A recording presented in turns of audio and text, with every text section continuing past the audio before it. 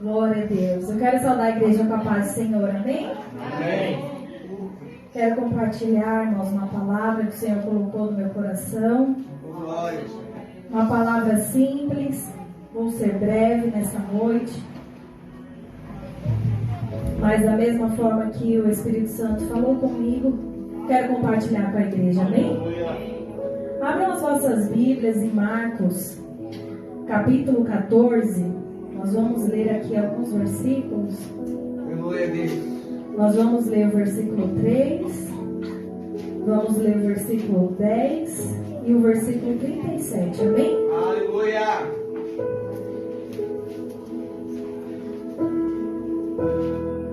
Essa foi uma palavra que Deus já tinha colocado no meu coração, e ontem, quando o pastor me mandou uma mensagem, Deus confirmou que seria essa palavra, amém? Aleluia.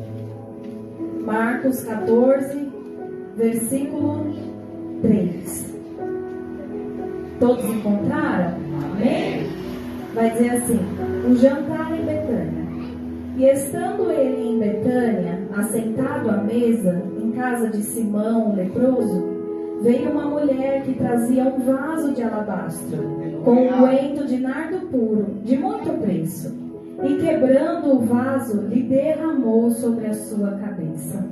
Vamos lá, irmãos, para o versículo 10. E Judas Iscariotes, um dos 12, foi ter com os principais dos sacerdotes para lhe entregar. E vamos finalizar no versículo 37. Aleluia. E chegando, achou-os dormindo. E disse a Pedro: Simão, dormes? Não podes nem vigiar por 1 hora? Amém, irmãos? Só até aqui. Os irmãos podem tomar os vossos assentos. Glória a Deus. Aleluia. Uma palavra conhecida, a qual Marcos vai nos relatar aqui. E eu fiz questão, irmãos, de ler esses 3 versículos. O versículo 3, o versículo 10 e o versículo 37. Por quê? Nesse mesmo capítulo, nós vamos ver 3 cenários diferentes. E foi onde Deus começou a falar comigo, e eu gostaria que os irmãos compreendessem também. A palavra do Senhor nos diz que antes de acontecer ali a crucificação, o Senhor estava em Betânia. E ele estava nessa casa. A palavra do Senhor vai dizer que ele estava na casa de Simão. Em um momento de comunhão. E a palavra, irmãos, como nós bem sabemos, Betânia já era reconhecida e conhecida por uma cidade simples, né? Por uma cidade humilde. Então, ao falar sobre Betânia e ao falar de Betânia, a gente já associa como uma cidade muito humilde, uma cidade muito simples, onde as pessoas ali não tinham muitas condições. E o Senhor estava naquele lugar. Porém, todos sabiam o que estava por vir. Todos sabiam que era chegado o dia de Cristo ser crucificado. Porque nos versículos primeiros vai dizer que e dali a 2 dias era a Páscoa. E depois disso haveria a crucificação.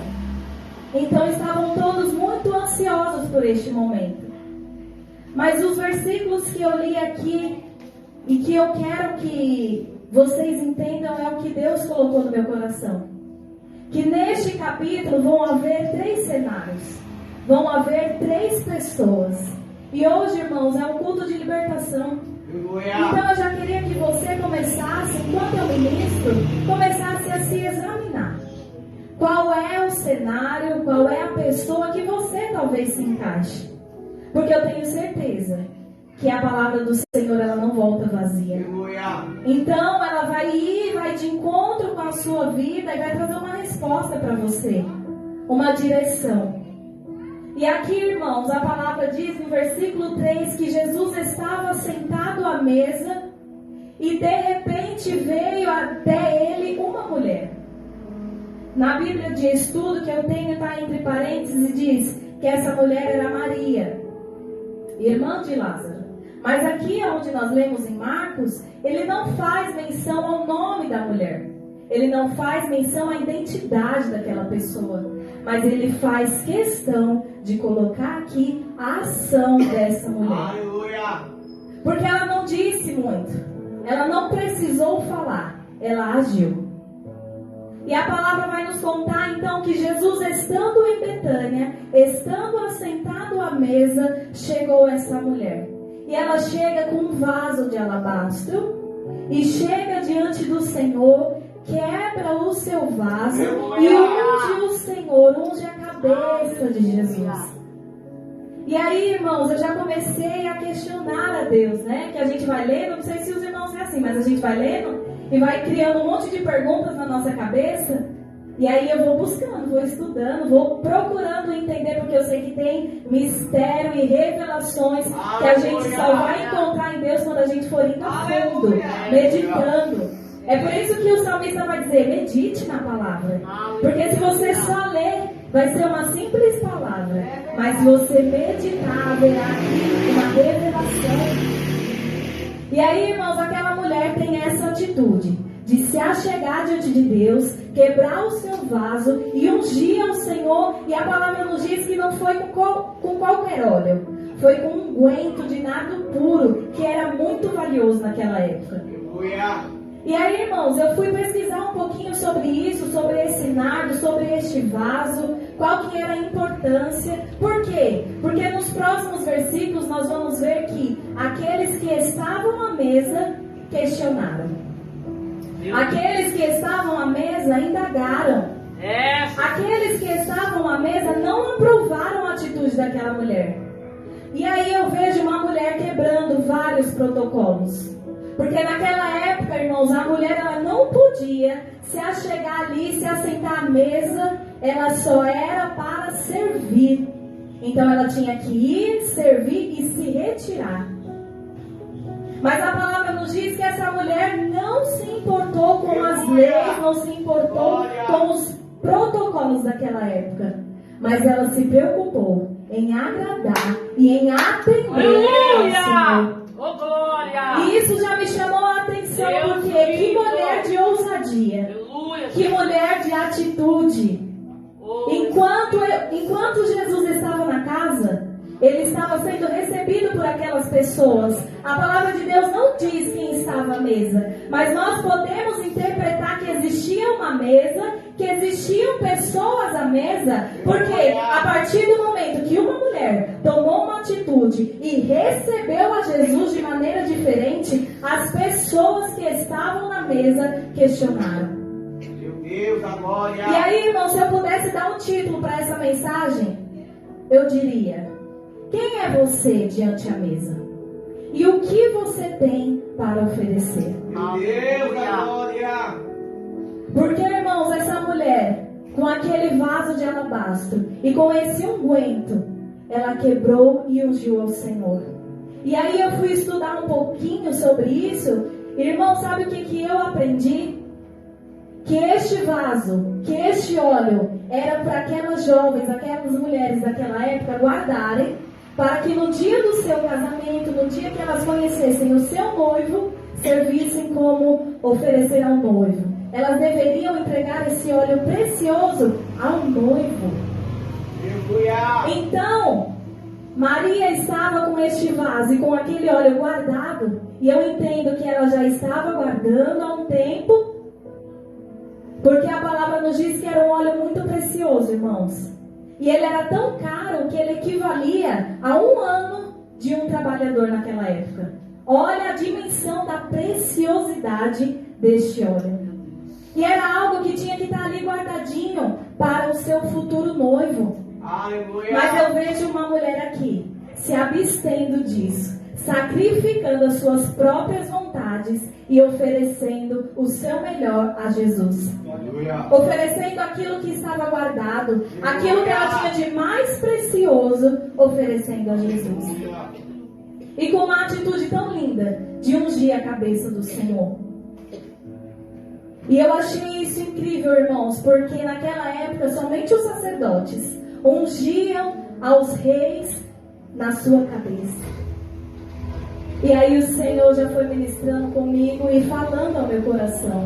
aquela mulher, ela mostrou para Jesus que ela sabia que ele era o rei, que ele era o Messias, e ela acreditava na promessa de que ao terceiro dia ele iria ressuscitar. Aleluia!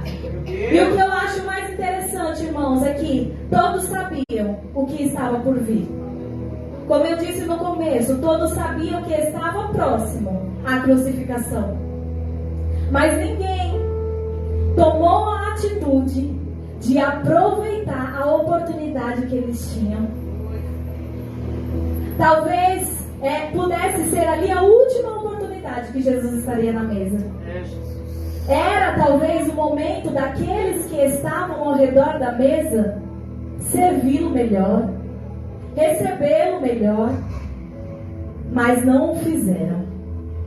Só que aí quando um faz, aquele que não quer fazer, questiona, se levanta, critica, aponta. Mas então, por que não fizeram? E aí vai ter um que vai dizer: meu Deus, para que isso? Que desperdício, gastar esse óleo tão puro, quebrando o vaso. Sabe o que eu vejo, irmãos? Pessoas que não estão na mesma visão. Meu Deus! E aí querem acreditar que é um desperdício. Pra que isso? Que desnecessário. Mas se esquecem que a gente só entrega o que nós temos. Aleluia! E aquela mulher, o que ela tinha era tão mais intenso que ela precisava demonstrar de alguma forma diferente. Porque quem está no raso está acostumado a receber Jesus em casa só no raso, sem fazer nada de diferente. Mas quem tem algo de diferente dentro precisa expressar esse algo diferente para fora. E aí, irmãos, ela me ensina que quando Jesus está na casa, eu preciso adorar, eu preciso entregar.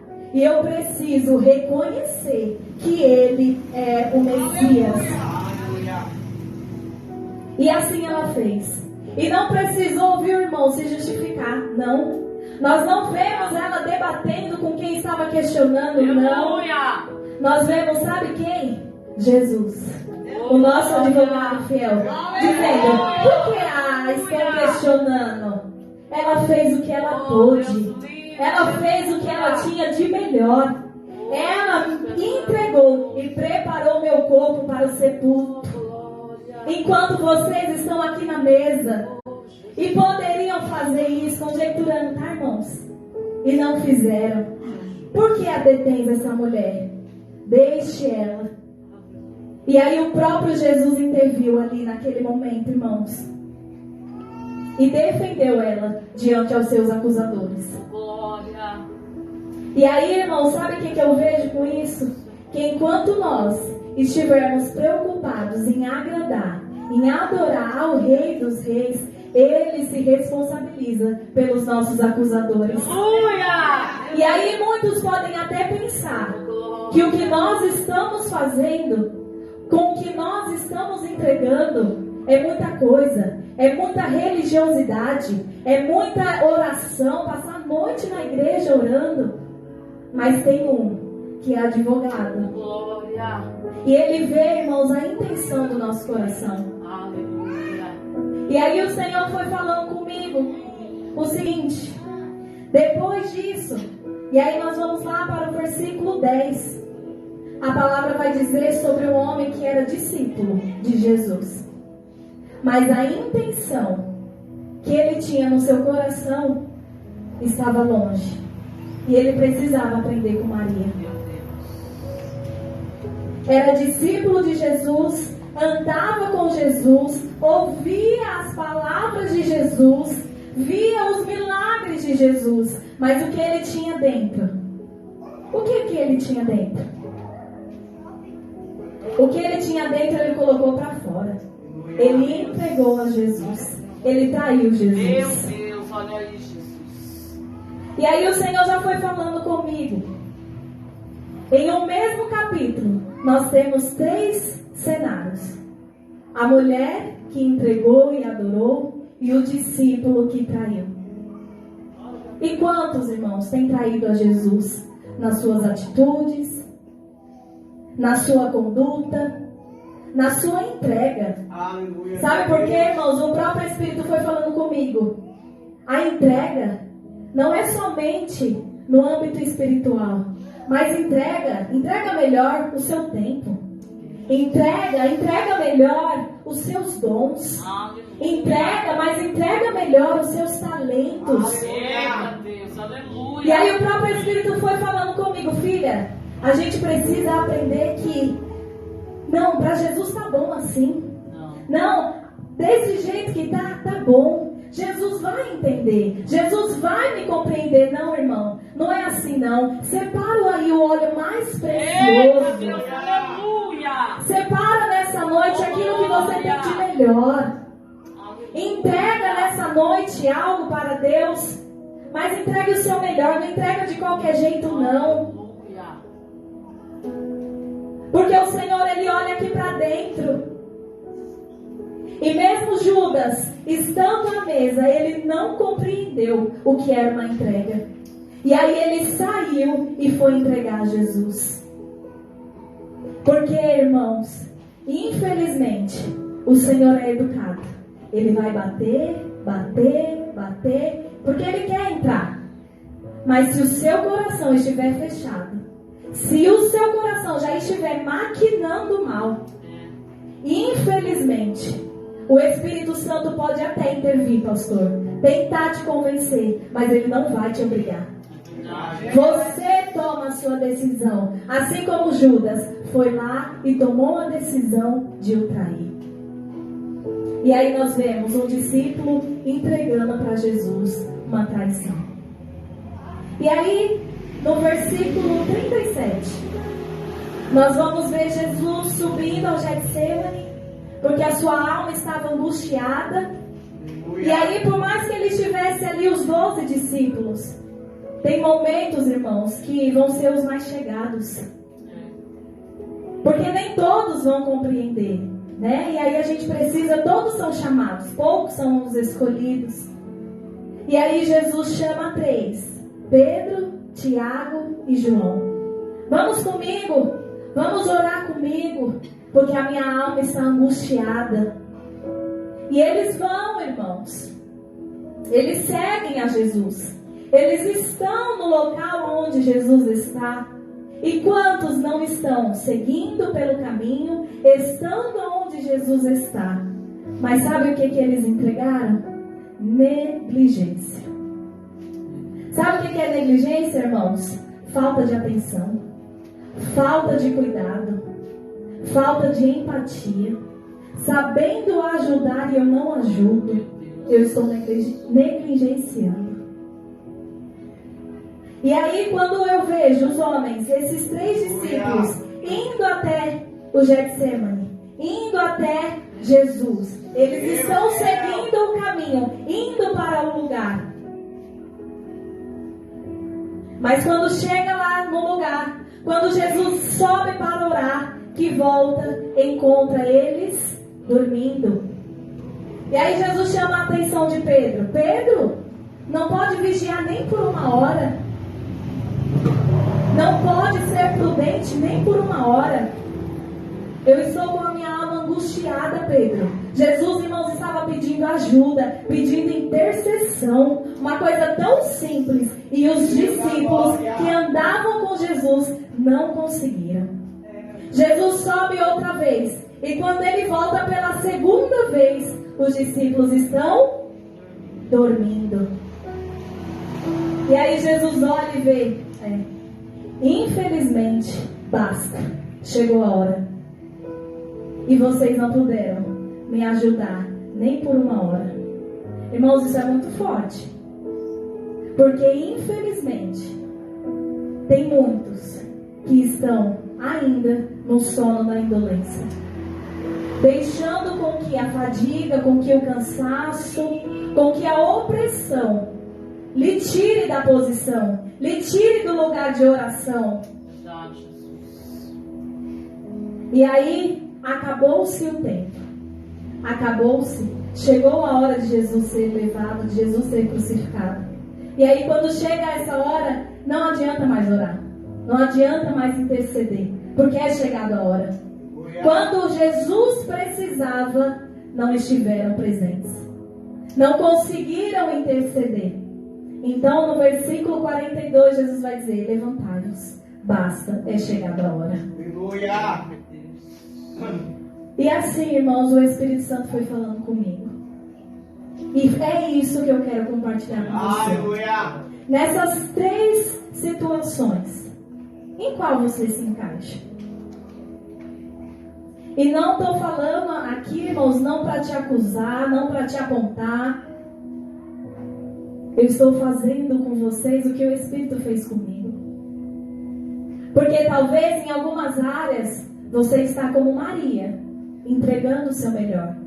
Talvez em uma outra área você pode estar como Judas, não sendo tão leal, né?